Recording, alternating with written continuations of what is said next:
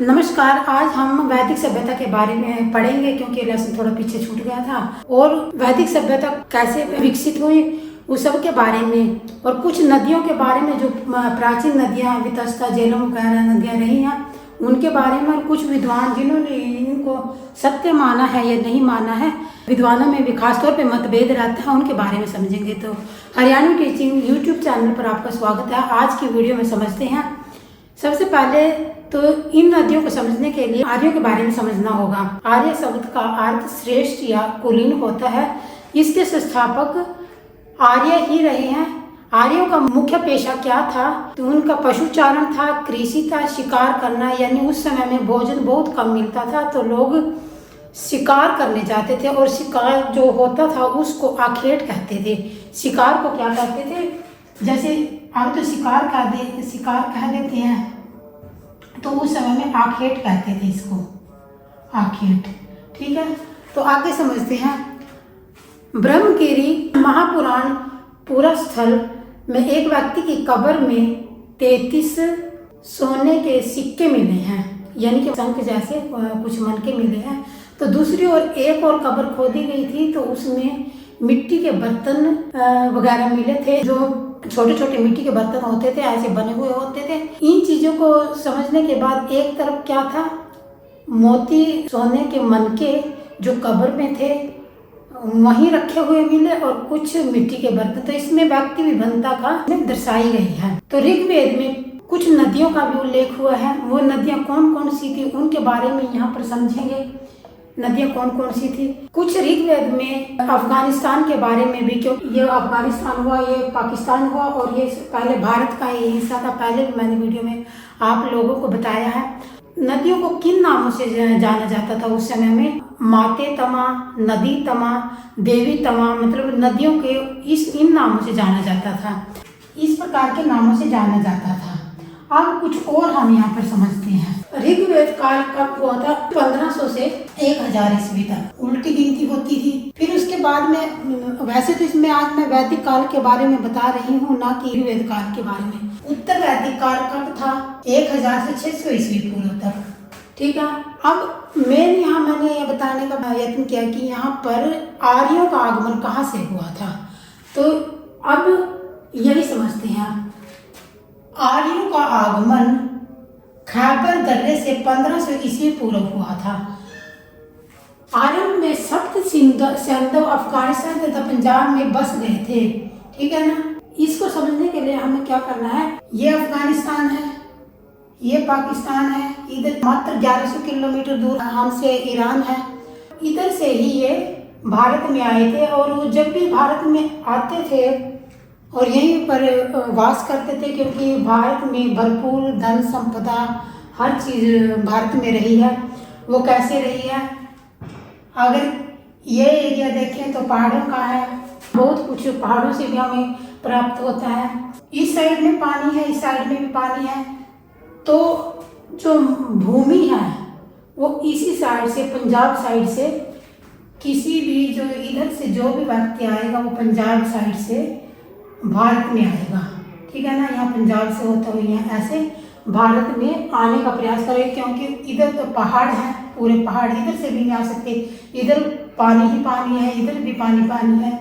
तो ऐसे में ये जितने भी आक्रमणकर्ता भारत में आए, जिन्होंने भारत पर आक्रमण किया, वो हमेशा ही इस रास्ते से आए हैं, क्योंकि इस रास्ते से ही भूमि का रास्ता लगता है भारत में आने के लिए। तो ये जो खैबर दर्रा है, तो आर्य इधर से ही भारत में आए थे और हमेशा के लिए यहीं रह गए। आर्यों की भाषा की बात करते हैं तो आर्यों की भाषा संस्कृत रही है। पहले प्राकृत भाषा थी, फिर उन्होंने अपने लेख लिखने शुरू कर दिए तो वो कौन सी भाषा हो गई? संस्कृत भाषा में लिखना स्टार्ट कर दिया गया। अब कुछ मैंने यहाँ विद्वानों के नाम लिखे हैं, आर्यों के बारे में समझ रहे हैं यहाँ। तो आर्यों के निवास स्थान के बारे में और विद्वानों में आपस में मतभेद है। कोई विद्वान मानता है कि हाँ ये आए थे, कोई विद्वान नहीं मानता है कि नहीं आए थे। तो आइए पहले इनको समझते हैं। पंडित गंगानाथ झा, उसका मत क्या है? ब्रह्मसी देश, यानी कि आर्य ब्रह्मसी देश से आए हैं। तो एक है स्वामी दयानंद, वो आर्यों को इधर तिब्बत से मानते कि तिब्बत से आए थे भारत के अंदर। और डॉक्टर अविनाश चंद्र, ये सप्त सिंधु प्रदेश मानते हैं। ये जो इधर से आने वाले सब सिंधु जो इंडस नदी है इसके पास से आने वाले। इसके बाद बाल गंगाधर तिलक उत्तरी ध्रुव से मानते हैं। तो मध्य एशिया से ऊपर जो जैसे चीन है, चीन से भी आगे जो मंगोल है, मंगोल से ऊपर रसिया है, वहाँ से आए हैं, यानी कि उत्तरी ध्रुव से। HD कल्ला वो कश्मीर हिमालय से मानते हैं, या आर्य कश्मीर हिमालय से भारत में आए थे। पेंका मानते हैं, पेंका जो जर्मनी का विद्वान है, और पी गाइस हंगरी का विद्वान है। ये सब में इनमें मतभेद रहा है कुछ ना कुछ। पी गाइस हंगरी का, DS त्रिवेदी ये देविका प्रदेश, ये कहते हैं कि देविका प्रदेश से आए थे। पेंका कहते हैं कि जर्मनी से आए थे भारत में। DS त्रिवेदी वो देविका प्रदेश मानते हैं कि देविका प्रदेश से आर्य भारत में आए थे। फिर मेयर महोदया वो कहते हैं पामीर के पठार से भारत में आर्य आए थे। तो इस प्रकार से उनमें मतभेद रहा है। मैक्स मूलर ने क्या कहा, यानी मध्य एशिया से भारत में एंट्री हुई इनकी। बेंडे नाइस कहते हैं आल्पस का पूर्वी भाग, जो आल्पस पर्वत है उसका पूर्वी भाग से ये भारत में एंट्री करके आए थे। आगे माइंस मैकडेनेल कहते हैं दक्षिण यूरोप से आए थे। नेहरिंग महोदय कहते हैं दक्षिण रूस से आए। तो इस प्रकार से उनका कुछ ये पता नहीं है कि वो आए कहाँ थे, लेकिन आए भारत में थे और यहीं पर आकर के आर्य रहने लगे। तो ये तो आर्य के बारे में मैंने बताया। अब कुछ और बातें हैं कि उस समय में कुछ नदियाँ थी, ठीक है। उन नदियों के जो सप्त सिंधु 7 नदियों के बारे में बार बार उल्लेख इसमें ऋग्वेद में हुआ है और उत्तर वैदिक काल के साहित्य में भी हुआ है। तो उसके बारे में समझते हैं। थोड़ा सा मैंने मैप बनाया है। सिंधु नदी है, इसको इंग्लिश में इंडस भी कहते हैं, सरोवर से निकली थी, ठीक है ना। इसका नाम क्या था, आज भी इसका नाम सिंधु है, उस समय भी इसका नाम सिंधु ही था। तो ये नदी यहाँ से आई थी, ठीक है, यहाँ से निकली ही मानसरोवर से और यहाँ से आते हुए और इस तरह ये अरब सागर में आकर गिरती थी। जितने भी लोग थे उस समय के, जो भी व्यक्ति रहे होंगे, वो इन नदियों के आसपास क्यों रहते थे, क्योंकि यहाँ खाने के साधन भी मिल जाते थे, कंद मूल फल भी मिल जाते थे, मछली वगैरह पकड़ के भी खाते थे, यहाँ आखेट भी करते थे, यानी कि शिकार भी करते थे, जीविकोपार्जन करते थे वो। तो इस प्रकार से नदियों के आसपास का एरिया ज़्यादा रहा है, जहाँ पर भी ऋग्वेद काल में या उत्तर वैदिक काल में या वैदिक काल में तो नदियों के आसपास का एरिया रहा है। तो इनके नाम क्या थे उस समय में और आज इनके नाम क्या है वो यहाँ समझ रहे हैं। इसमें आगे हम बात करते हैं वितस्ता। उस समय में झेलम नदी को कहते थे, ठीक है ना। तो यहाँ पर झेलम नदी कहाँ, जम्मू कश्मीर में है ये, ठीक है ना। ये मैंने पहले लिख दिया था, झेलम नदी जम्मू कश्मीर में, ये भी आकर के सिंधु नदी में मिल जाती थी। ये मैंने क्या बनाया, यहाँ ये पाकिस्तान है और ये अफगानिस्तान है, ठीक है। आगे समझते हैं। अब यहाँ पर हिमाचल प्रदेश से, उसका नाम वैदिक काल में क्या था, अस्किनी। चिनाब नदी का नाम अस्किनी। रावी नदी का नाम उस समय क्या था, पुरुषनी।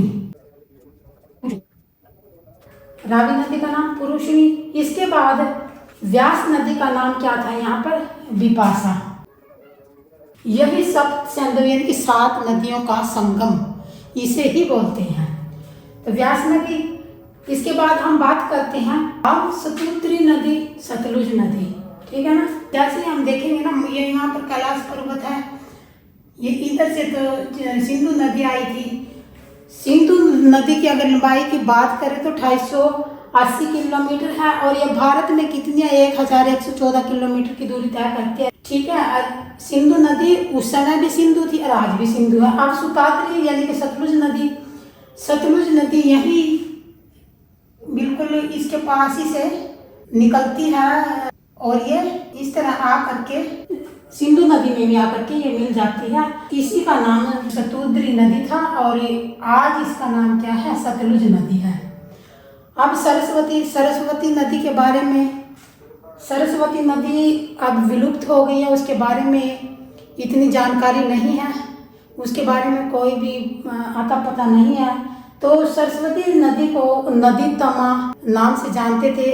आज के टाइम में इसको सरस्वती कहते हैं और उस समय में इसका नाम हर्षवती आदि नामों से इस नदी को जाना जाता था। इसके बाद कुछ और बातें मैं बताती हूँ।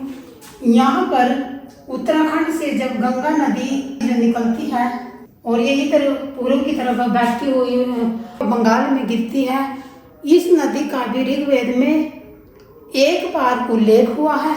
कितनी बार? एक बार इस नदी का उल्लेख हुआ है। इसके बाद आगे यमुना नदी, यमुना का 3 बार प्राचीन साहित्य में 3 बार उल्लेख हुआ है। इस प्रकार से ये नदियां थी। ऋग्वैदिक समय में या उत्तरवैदिक समय में महिलाओं की दशा बहुत अच्छी मानी जाती थी।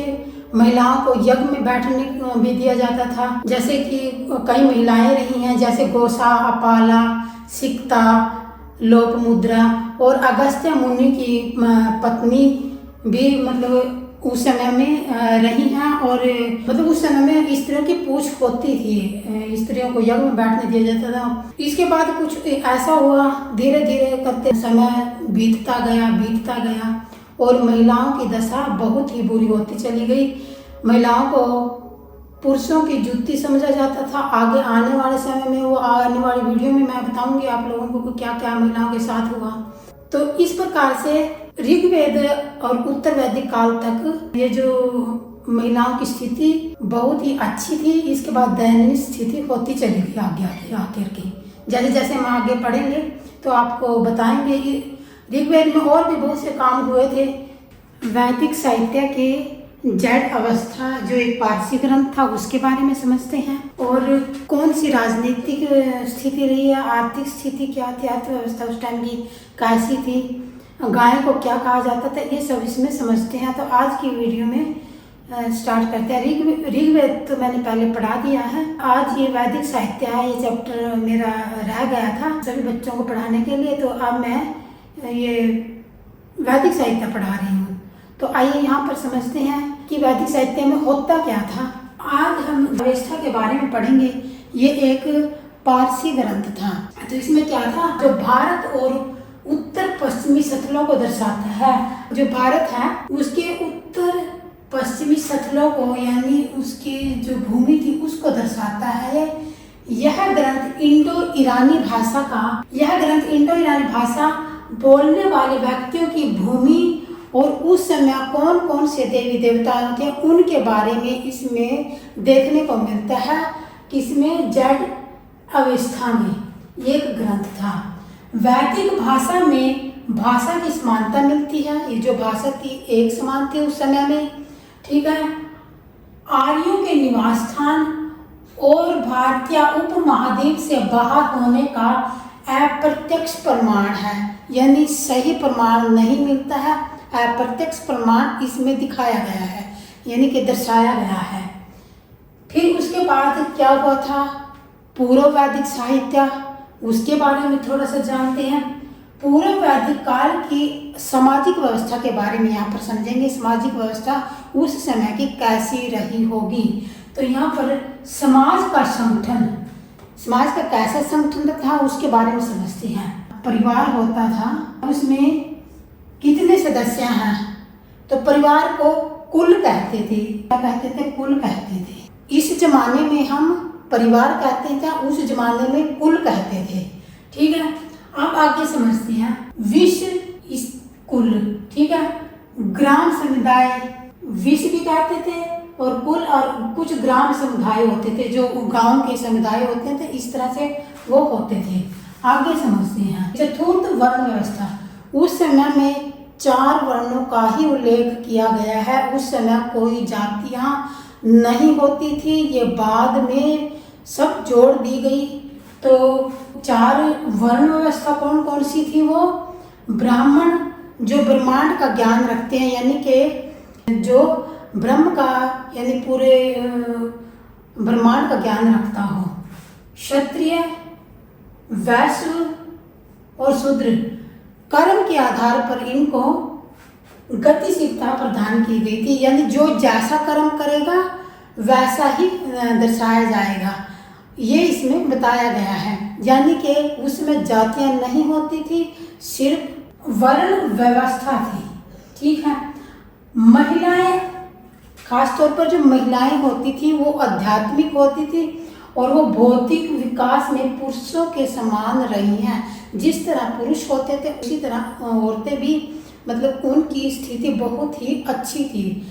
ऋग्वेद या वैदिक काल में, जो भी वैदिक काल रहे हैं उनमें। अब अर्थव्यवस्था की बात करते हैं, यानी कि उनके बारे में थोड़ा सा यहाँ लिखा हुआ है। गोपा शब्द गाय के लिए, यानी उस समय गोपा गाय को कहते थे, और गोपजन्य गाय का स्वामी, जिस तरह आजकल गाय रखते हैं और जो घास डालता है जो उसका मालिक होता है तो उसे ही गोपजन्य कहते थे। दूत्री, गाय को दूहने वाला, यानी कि जो गाय के थनों में से दूध निकालता है उसको उस समय में दूत्री कहा जाता था। गविष्ठ, गाय की खोज करने वाला, उस समय गाय को लेकर के या जो भी जानवर होते थे उनको लेकर के लड़ाई हो जाती थी। गाय दूध देती थी, इसलिए उस समय संसाधन ज़्यादा नहीं होते थे, इसी कारण से ये लड़ाई होती थी। मतलब कि लोग ज़्यादातर कंद मूल फल खाकर ही अपना जीवन व्यतीत करते थे। आज की तरह गेहूँ चावल ऐसी जो खाद्यान्न है वो उस समय में नहीं होते थे। गोधूली, संध्या को कहते हैं, जिसमें जो गाय होती है उनको चारा डाला जाता था उस समय को, यानी कि संध्या को गोधूली कहा जाता है। गोधूम, गोधूम गेहूं को कहा जाता था। गेहूं बहुत ही कम मात्रा में होती थी, बहुत ही ज़्यादा कम मात्रा में, इसीलिए ये लोग शिकार वगैरह करके या कंदमूल फल खा करके ही अपना जीवन व्यतीत करते थे। अब कुछ और बातें हैं। तांबे और कांसे के उपकरण भी अर्थव्यवस्था का, उस समय की अर्थव्यवस्था का हिस्सा हुआ करते थे। सोने के सिक्के जो होते थे उनको निष्ठ कहा जाता था। ठीक है, आगे समझते हैं। कर प्रणाली, जो कर आज के, जिस तरह आज कल भी टैक्स देते हैं, तो उस समय कर प्रणाली प्रचलित नहीं थी, उस समय में नहीं होती थी। लेकिन बलि प्रथा का बहुत बड़ा प्रचलन था। जो मुखिया होता था तो गांव वाले या जो भी कबीले वाले होते थे, गांव तो नहीं इतने बड़े बड़े होते थे, कबीले वाले अपनी मर्जी से किसी एक व्यक्ति को, या कि वो कोई भी हो सकता है, चुन लेते थे और उसकी बलि दी जाती थी उस समय में। यह सबसे महत्वपूर्ण है इस चीज़ में। तो आगे देखते हैं राजनीतिक व्यवस्था कैसी थी। जो कबीले होते थे, छोटे छोटे कबीले होते थे, उस कबीले को जन कहते थे। क्या कहते थे? जन कहते थे।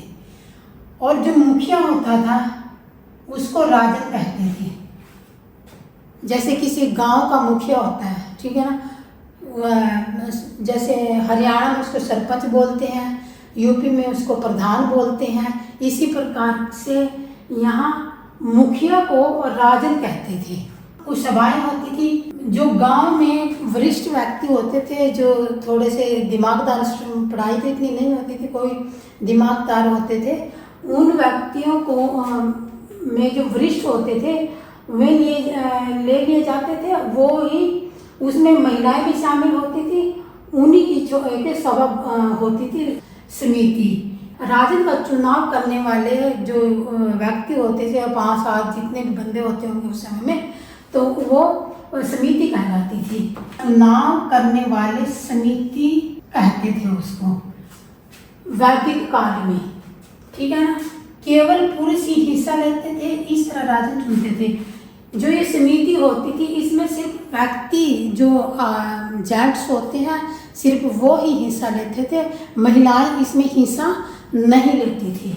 आगे समझते हैं। विध धर्म से संबंधित था, महिलाएं पुरुष सभी भाग लेते थे इसमें। जैसे भी कोई धार्मिक कार्य या करना हो, उस समय में कोई भी धार्मिक कार्य करना तो उसमें महिला और पुरुष दोनों ही बढ़ चढ़कर भाग लेते थे। आगे पुरोहित, पुरोहित क्या था? वो राजा होता था ना, जो उसका सलाहकार होता था, राजा को सलाह देने वाला ही पुरोहित कहलाता था। सेनानी, सेना का प्रमुख, यानी ज़्यादा तो नहीं होते थे, थोड़े बहुत ही सैनिक होते थे, तो उसी को ही सेना का प्रमुख कहा जाता था। ग्रामीणी, गांव का मुखिया को ग्रामीणी कहा जाता था। ये उत्तर वैदिक काल का है, ये तो वैदिक काल का, ये उत्तर वैदिक काल का है। वैदिक काल का धर्म के अंदर वो क्या क्या रखते थे?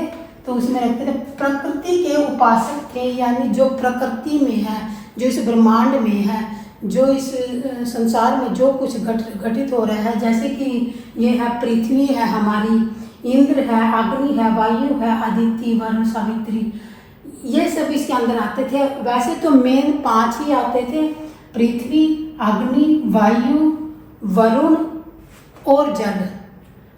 ये इसमें फिर से ऐड कर दिए, 5 ही थे, जैसे पृथ्वी, अग्नि, वायु, वरुण और जल, आकाश भी कह सकते हैं। तो ये इस प्रकार से थे, यानी कि प्रकृति के उपासक थे, ये प्रकृति को ही मानते थे, लेकिन बाद में इसमें फेरबदल कर दिया गया। कुछ गायत्री मंत्र होते थे, जो कुछ मिट्टी के बर्तन होते थे जो गेरू रंग के होते थे, उसको मृदान कहते थे। मृदा से बने हुए जो यानी कि माटी से बने हुए छोटे छोटे जो बर्तन होते थे उनको मृदान कहते थे। तो इस ऋग्वेद कबीलों में संगठित रहते थे उस समय में। पित्रात्मक इनको कहा जाता था। आर्यों के कबीले संयुक्त मतलब इकट्ठे रहते थे, जो आर्य होते थे, इसमें आर्य की भी बात है, और यही उनकी सबसे बड़ी बुनियादी इकाई थी। कबीले में क्या होता था? अनु, धैर्य, पुरु, तवर्स और यदु, इस प्रकार से उनके कबीले होते थे। वैदिक सभ्यता रही है। ये चैप्टर पीछे छूट गया था, इसलिए मैं बाद में करवा रही हूँ। नमस्कार।